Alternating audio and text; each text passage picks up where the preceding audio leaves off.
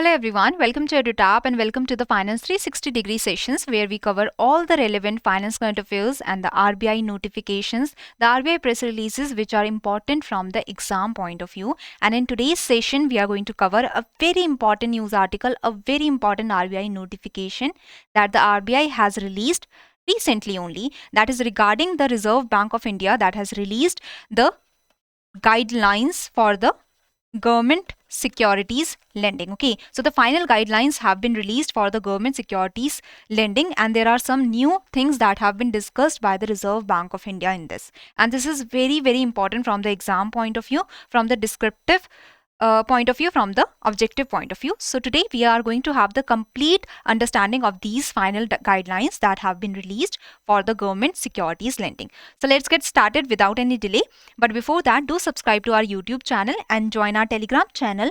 You are going to get the PDF of the session in the Telegram channel. Okay, so let's get started with the Reserve Bank of India Government Securities Lending Directions 2023. Okay, so the Reserve Bank of India has recently released these directions under the Section 45W of the Reserve Bank of India Act 1934.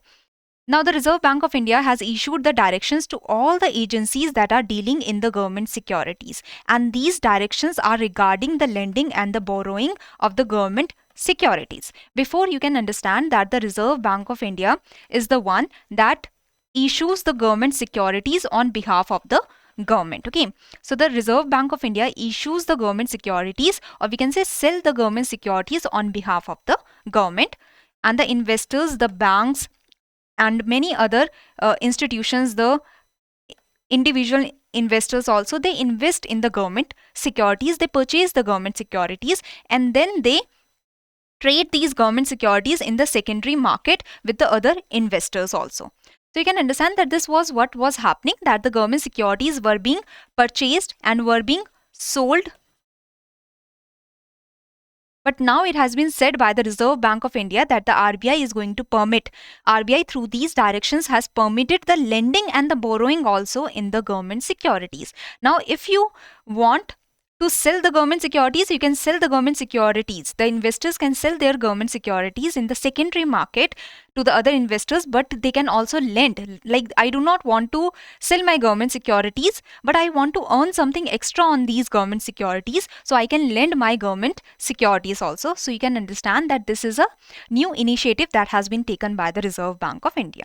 So coming to the background of the government securities lending. See, the idea of the government securities lending originated, or it was proposed in the Statement on Developmental and Regulatory Policies in February 8, 2023. Here, the Reserve Bank of India proposed the idea that a well-functioning market for the securities lending and borrowing will add depth and liquidity to the government securities. Because the government securities, they will become more liquid. Now, you do not only have the secondary market where you can sell the government securities, but now you can also lend this government securities out. You can also borrow the government securities. Okay, so it will provide more liquidity to the government securities. If you immediately need the government securities for a few days, you can borrow the government securities. So it is adding liquidity to the government securities.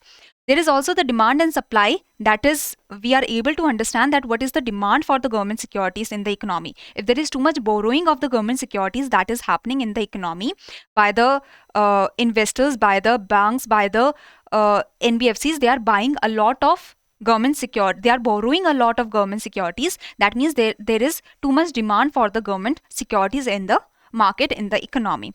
So this will also aid the efficient price discovery through the demand and supply forces in the market, rather than the government dictating the prices of the government securities, or the investors dictating the prices of the government securities. What will happen, that the demand and supply forces in the market will be able to find a efficient price for the government securities on the basis of the demand and supply forces that are run in the market.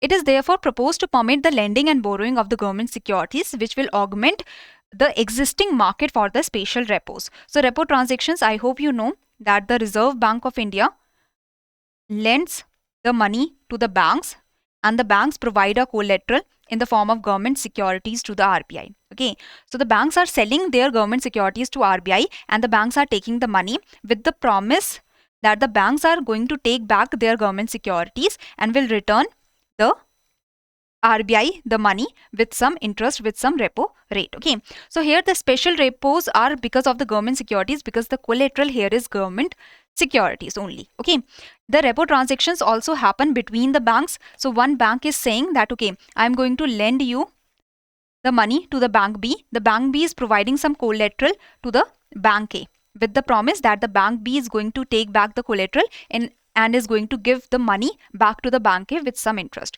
So these are the repo transaction, repurchase transactions, we can say. Okay, that the bank A is lending to the bank B. Bank B is selling its collateral, is providing the collateral to the bank A with the promise that the bank B is going to take back its collateral, is going to repurchase the collateral, and is going to pay back the bank A the money that it has taken, bank B has taken, with the interest rate with some additional amount. Okay, so special repos means, in the special repos we are talking about the RBI is lending to the banks and the banks are giving the collateral in the form of government securities to the RBI. So they are the special repos where the government securities are given as collateral to the RBI. Okay, so the system is expected, now this whole system of the lending and borrowing in the government securities, this system is expected to facilitate wider participation in the government securities lending market by providing investors an avenue to deploy their idle securities. So there are the securities, the government securities that the banks have. Now the banks are keeping the government securities that have the maturity of 5 years, or the government securities are going to mature after 10 years or such. So these are the idle securities that the banks have, as they are the long-term securities, they are the dated government securities. They are going to mature after 10 years. So they are idle with the banks. The banks will only get the full amount after the maturity, let's say. So these securities can be used by the banks to earn additional fund by lending these securities out to the other banks that require these dated securities. Okay, to get the loan from the RBI or to get the loan in the market. So the dated securities are being borrowed by some banks that do not have the much of the dated securities. Okay, and the banks that have the idle securities, they can use it, they can lend it out to the banks that actually require the dated securities, and enhance the portfolio returns also, because on the lending the banks are able to earn on the lending of the government securities, the banks are able to earn the fees, the interest, we can say. Okay, so it was said at that time that for this the draft directions will be separately issued, and now the final guidelines have been issued. So draft guidelines were actually, the draft directions were actually released on February 17, 2023, and I have taken a complete session on the draft guidelines, but now the final guidelines have been released in December 2023. Okay, and these final guidelines, they have some unique points that we are going to discuss today. So we have discussed that the RBI has released the final directions for the government securities lending. Okay, so these directions shall be applicable to all the government securities lending transactions that are happening, the lending and borrowing that is happening, that is undertaken in the over-the-counter markets. That is, these are the transactions that are not happening in any of the recognized stock exchanges such as the NSE, National Stock Exchange, Bombay Stock Exchange and such. So over the counter markets, they refer to markets where the transactions are undertaken in any manner other than on the stock exchanges, other than on the recognized exchanges, and they shall include those transactions. So the over the counter markets also include those transactions that are happening on electronic trading platforms. Okay, so GSL transactions, the government securities lending transactions, they may use any mutually agreed trading process, including but not limited to the bilateral or multilateral, court-driven or order-driven processes, anonymous or otherwise. So any of these kind of transactions can happen under the government securities lending and borrowing. Okay, so eligible securities. Now, which securities are eligible? First of all, here you have to understand that the government bank A has too many of the dated government securities. Okay, let's say dated government securities, I hope you understand, they are the long-term government securities that have the maturity of 5 years to 40 years. So bank A has too many of the dated government securities. Now the bank B requires the dated government securities because the bank B does not have enough dated government securities. So the bank A is lending the dated government securities to the bank B. Now the bank B has to provide a collateral to the bank A for this lending that the bank A is doing to the bank B. Okay, so the collateral should also be the government security. So let's understand this now. So eligible securities, government securities that are issued by the central government, excluding the treasury bills. Treasury bills are the short-term instruments, okay, through which the government raises the money. Treasury bills have the maturity of the 91 days, 182 days and the 364 days. Okay. So the government securities that are issued by the central government, excluding the treasury bills, that is, the central government releases the dated government securities that have the maturity of 5 years to 40 years. So these are the long-term instruments, long-term government securities. They shall be eligible for lending or borrowing under the GSL transaction, under the government securities lending transaction. Securities that are obtained under a repo transaction. That means if a bank A is doing any repo transaction with bank B. So bank A has given the money to bank B, has given the lending to bank B. Bank B is giving a collateral, let's say government securities, to bank A. Okay. So this government securities that are obtained under a repo transaction, this can also be used to lend under the GSL transaction. So bank B has given the government security as collateral to bank A. Now the bank A can use this dated government security to lend to the other bank to earn some money on this dated government security, to earn some extra money. Okay.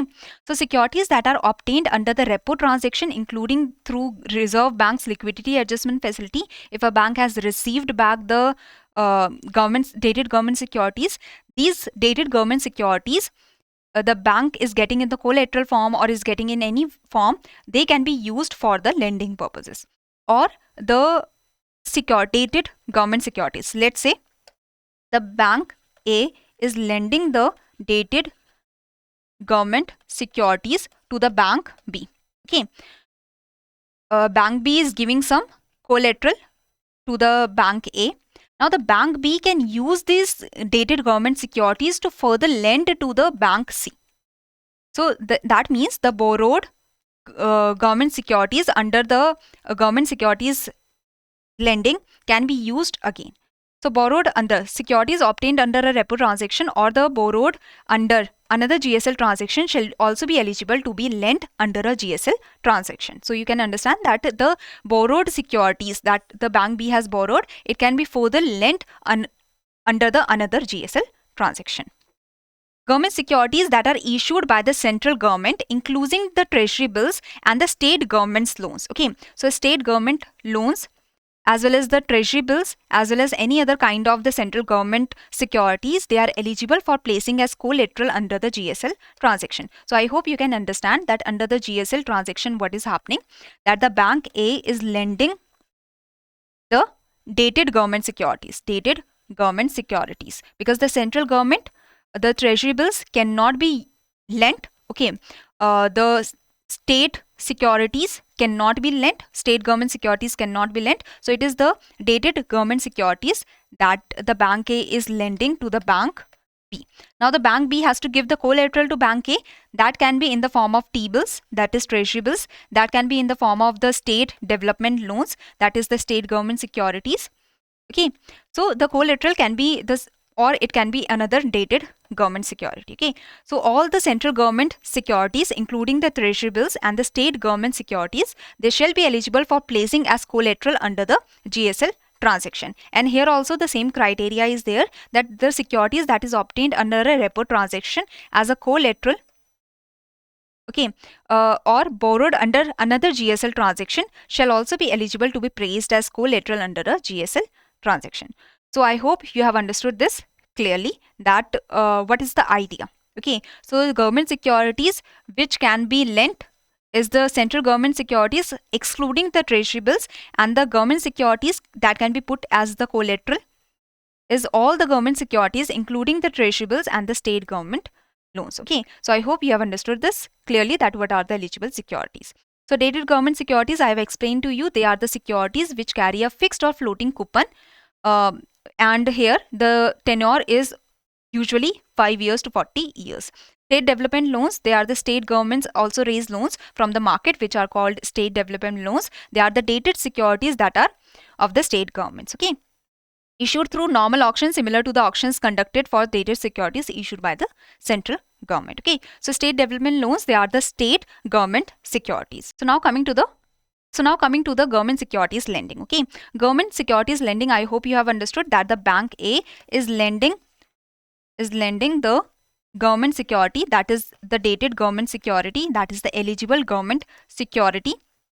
Dated government security should have the maturity of more than 1 year, because the T-bills, they have the maturity of 91 days, 182 days and 364 days. Okay, so these are the T-bills which are not allowed, which are not eligible for the lending purposes. But the dated government securities, they have the maturity of more than 1 year. Usually the maturity and the tenure of the dated government securities, they range, the tenure of the dated government securities, they are from the 5 years to 40 years usually. Okay, so the dated government securities, they should be more than 1 year maturity. So they are being lent to bank B. So bank B has to provide the collateral to bank A. Collateral can be in the form of the T-bills. Collateral can be in the form of the other dated securities, and the collateral can be in the form of the state development loans. Okay. So when this is the first part where the bank A is lending to the bank B. So what will happen that after the transaction is finished on the maturity date so when the transaction is finished, the bank B will have to give back the dated government security with a GSL fee, with the lending fees. This is the fees that is paid by the borrower to the lender for providing the security to the borrower. Okay, so GSL fee, like the interest in the case of the lending, similarly here there is the GSL fee that has to be provided with the return of the dated government security, and the bank A will return the collateral to the bank B. So this is the idea that the GSL transaction refers to dealing in government securities. Lending of eligible government securities happening for a GSL fee by the owner of those securities to a borrower. On the collateral is taken of other government securities for a specified period of time with an agreement that the borrower shall return the security that is borrowed to the lender, and the lender shall return the collateral back to the bank B after getting the dated government security and after getting the GSL fee on the agreed period. Okay. So now eligible participants. So an entity that is eligible to undertake the repo transactions in the government securities, these are the regulated entity under the Reserve Bank of India, such as the banks, NBFCs and such, any listed corporate, any unlisted company which has been issued special securities by the Government of India, all India financial institutions. We have 5 all India financial institutions: SEBI, NHB, NABARD, Exim Bank. There is also the NABARD. Okay. So any other entity approved by Reserve Bank from time to time. So these are the ones that are eligible participants in the repo transactions. Under the repo transaction, a holder of securities sells. So under the repo transaction, what is happening?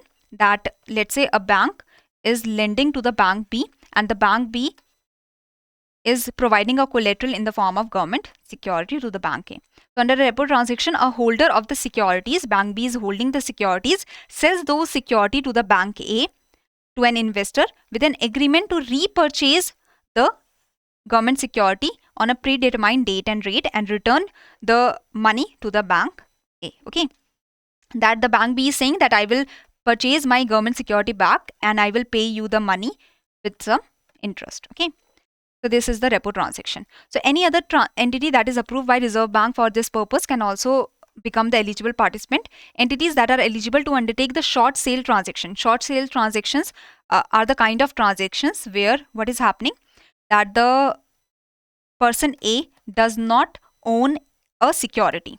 Okay, short sale means you are selling a security that you do not own. So you do not, person A do not own a security X, let's say, but you are selling that security. Okay, you are selling that security, that is short sale, because you believe that the prices of this security are going to go down. So right now you have formed an agreement with the person B, okay, that I am going to sell this security for rupees 20 per unit. Okay, and I'm going to sell you 200 units. So you, as a person A, you have made an agreement with the person B that I am going to sell you 200 units of a security at rupees 20 per unit. Now, what you are waiting for is that on the same day, you are going to buy these 200 units of the security. You are waiting for the prices to go down because you believe that the prices are going to go down, and that actually happens, and the price of the security becomes rupees 10. So tomorrow you will transfer these securities to the person B at rupees 20 because this is the agreed price. So you are getting the benefit of rupees 10 on per unit of the security that you are selling to the person B. That is, on the 200 units, you are earning the profit of rupees 10. So short sale means that you are selling the security that you do not own, because you have the idea that, okay, in the same day, the prices of this security are going to go down, and when the prices go down, I will purchase the security, and on the next day, I will transfer these securities to the person that I have done the agreement. If your assumption goes wrong and the prices actually increase, then you are going to make the losses, because the agreement that has been happened between person A and person B, that has to be respected, okay, and the agreement has to fulfill. Otherwise, you will have to give a huge penalty. So the person A has made an agreement with the person B that I am going to sell the security to you tomorrow. That T plus 1 day the trade agreement is happening today, and the settlement will happen tomorrow. So on the same day, that today only, you have to purchase the security to sell to give the security to the person B tomorrow. Okay, so that is, you do not own the security, but you believe that the prices are going to go down today only. So what you will do, that you will make the agreement and you will purchase the securities today when the prices go down to give it to person B tomorrow. Okay, so entities that are eligible to undertake the short sale transactions, they can also borrow securities under the GSL transaction. They shall be eligible to borrow securities under the GSL transaction. So which are the eligible entities that can undertake the short sale? They are the scheduled commercial banks, primary dealers, urban cooperative banks, and any other regulated entity which has been approved by the concerned regulator, which is SEBI here, Securities and Exchange Board of India. Okay. So settlement of trades. So minimum tenure of GSL transaction shall be 1 day. That at least for 1 day the lending should happen, and the maximum tenure depends on the maximum period prescribed to cover the short sales, as amended from time to time. So the maximum period will change from time to time, but the minimum period or the minimum time is 1 day. All GSL transactions shall settle on the delivery versus delivery basis. That means the lender is lending the dated government securities to the borrower. Borrower is providing the collateral, that is in the form of T-bills, that is in the form of the SDL, state development loans, or the dated securities. So this is delivery on delivery basis. Lender is providing the dated securities, borrower is providing the collateral. Okay, and when this transaction will complete, when the transaction has completed, the borrower will have to return the dated securities to the lender, and the lender will have to return the collateral to the borrower. So delivery versus delivery basis. And with the dated securities, what extra the borrower has to give to the lender? Now you have to tell me what extra the borrower has to give to the lender. That is GSL fees. Okay, fees has to be given by the borrower to lender when the borrower is delivering the dated securities back to the lender.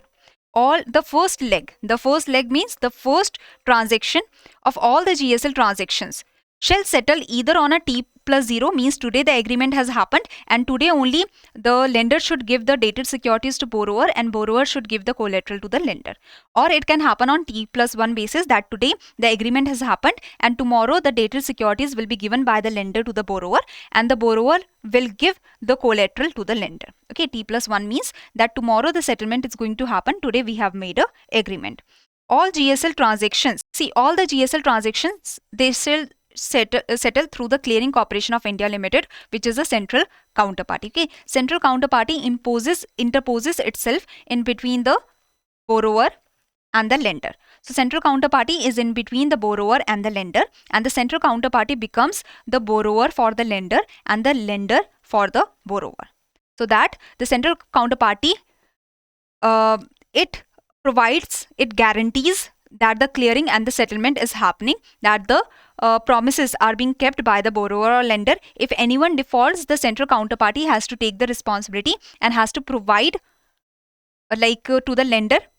The collateral will be provided, the GSL fee will be provided by the central counterparty if the borrower is defaulting. So Clearing Corporation of India was set up in April 2001 to provide the guaranteed clearing and settlement function for the transactions that have been promised, because the transaction or the settlement will happen tomorrow. So by tomorrow, if a party defaults, the other party will be at loss. So that's why for the guaranteed clearing and settlement, there is the central counterparty that is in between the borrower and the lender. Okay. So central counterparties interpose themselves between the counterparties, that is the borrower and lender. In between them, there is the central counterparty. They become the lender for the borrower and borrower for the lender, and they make sure that the clearing and the settlement happens. Okay, if any party is defaulting, that party has, before the settlement actually happens, the central counterparty has already taken some money from the borrower and the lender. So the central counterparty will put the penalty on the borrower if borrower is defaulting, or put the penalty on the lender if the lender is defaulting. Okay, and will not return the money back. Or the security, if the central counterparty has taken any security from the borrower or lender, if any one of these default, so the defaulter will also lose its security that it has given to the central counterparty. So use of security borrowed and substitution of collateral. So here you can understand that the securities that are borrowed under a GSL transaction. Okay. So under a GSL transaction, the securities that have been borrowed. So Bank A has lent the dated government security to Bank B. That means Bank B has borrowed this dated government security. Now the Bank B can use this dated government security that it has borrowed as a collateral with the Bank C to take the loan from the Bank C. Okay. So sold it, the GSL, the security that is borrowed can be sold either through an outright or a repo transaction. So here repo transaction has happened, that the Bank C, the Bank B is providing the collateral to the Bank C, that is the dated government security, with the repurchase option. That means the Bank B is going to repurchase this collateral, is going to take back the collateral when the Bank B returns the loan with some interest. Okay. The repurchase transaction is happening between the banks, used for meeting a delivery obligation also under the short sale. So the Bank B can use this dated security to meet the delivery obligation under the short sale, because under the short sale, the Bank B has promised to provide the government security, to provide the dated government security. Okay. Used for availing the Reserve Bank liquidity adjustment facility. So I hope you can understand that the Reserve Bank of India, if the Bank B wants to take the loan from the RBI, the Bank B will provide this dated government security as a collateral to the RBI. And this dated government security is actually borrowed security by the Bank B. Okay. Lent under another GSL transaction. So Bank B has borrowed this dated government security that can be lent further to the Bank C by the Bank B. Placed as collateral under another GSL transaction. So now this dated government security, Bank B can use this dated government security to keep as collateral and take another dated government security, okay, that it requires from any other bank. Okay. So this is the idea, that the securities that are borrowed can be used for various functions, various things. Securities placed as collateral may be substituted by borrower with other eligible securities in terms of rules that has been made by the central counterparty. So instead of the collateral that has been described by the Reserve Bank of India under the notification, there are the other eligible securities also that can be mentioned by the central counterparty that can be used as the collateral. Okay. Now treatment of coupon or discount. Who will get the benefit of the dated government security? Who will get the coupon or the interest on this dated government security that is being lent out? So the lender shall continue to accrue the coupon or discount on the securities that is lent. So if the Bank A is lending the dated government security, the Bank A is going to continue getting the interest on this dated government security during the loan period also. Okay. Similarly, the borrower shall continue to accrue the coupon or discount, the interest on the securities that is placed as collateral during the loan period. So Bank B has given the collateral to Bank A. Bank B is going to get the interest or the coupon on the collateral, because actually Bank B owns this collateral, right? Bank B own this securities that is being given by the Bank B as collateral. So now coming to the reporting of trades and the computation of SLR. So all the GSL transaction, they have to be reported to the CCIL or any other agency that is approved by the Reserve Bank within 15 minutes of the execution of the GSL transaction between two entities. So it has to be informed by these two entities in between whose the GSL transaction has happened, or it can be informed by the electronic trading platform operator. So electronic trading platform is being used for the GSL transaction between the borrower and the lender. Okay, so the counterparties, that is the borrower and lender, they have to inform the CCIL within 15 minutes of the execution of the GSL transaction, or the electronic trading platform operator through which the transaction has happened. Either it has to provide the information to the CCIL. If any kind of misreporting, multiple reporting has happened, so it has to be brought into the notice of the CCIL or any other agency approved by the Reserve Bank of India. Immediately it has to be told. Any misreporting or multiple reporting of the same over-the-counter market deal transaction by our counterparty shall be immediately brought to the notice of the CCIL. Okay, computation of SLR. Now Bank A is lending the dated government security to the Bank B. Okay, Bank B is borrowing the dated government security because the Bank B does not have much dated government security. So the dated government security should come under the statutory liquidity requirement of the Bank B. So the SLR eligible securities borrowed under a GSL transaction. SLR eligible securities, they are the government securities, right? SLR eligible security. SLR is what? It is the statutory liquidity requirement that has to be maintained by the banks with themselves. So SLR, let's say it is 18% of the NDTL, that is the net demand and time liabilities that the banks have to maintain with themselves. So banks can maintain it in cash or in gold or in government securities. Okay. So SLR eligible securities, that means the government securities, they are borrowed under a GSL transaction. So the Bank B has borrowed the dated government security under the GSL transaction, shall be eligible to be reckoned for SLR by the borrower. So this dated government security will be counted as the government security in the SLR for the Bank B that has borrowed the security, because Bank A has too much. Bank A has too much of the dated government security. That's why the Bank A is providing the dated government security as lending purpose. Okay. Now the Bank B does not have the much of the dated government security. That's why the Bank B is borrowing the dated government security. It can be one of the reasons. That's why the borrower can count this dated government security in its SLR. That means the Bank A, if it has lent out the dated government security, Bank A cannot count this dated government security that has been lent out under its SLR. As easy as that. Okay. Accordingly, such securities lent under a GSL transaction shall not be eligible to be reckoned for SLR by the lender. So this is the criteria that you have to remember. SLR eligible securities received as collateral. Now the Bank B is providing collateral to the Bank A. So the collateral that has been provided to the Bank A will be counted under the SLR of Bank A.